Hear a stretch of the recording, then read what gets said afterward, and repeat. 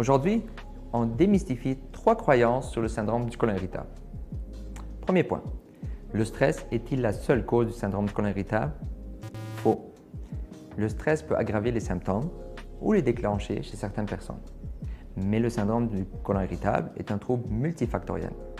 Il implique aussi d'autres facteurs, comme par exemple l'hypersensibilité intestinale, un dérèglement du transit, des déséquilibres du microbiote, parfois une infection récente ou même une interaction complexe entre le cerveau et l'intestin.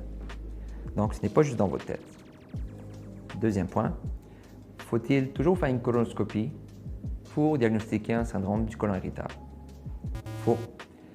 La coloscopie est utile pour exclure d'autres maladies, comme par exemple la maladie de Crohn ou la colite ulcéreuse. Mais quand le profil est typique chez un patient jeune, sans signe d'alarme, le syndrome du côlon irritable peut être diagnostiqué sans endoscopie. Maintenant, troisième point, on ne peut rien faire pour le syndrome du côlon irritable? Encore une fois, faux.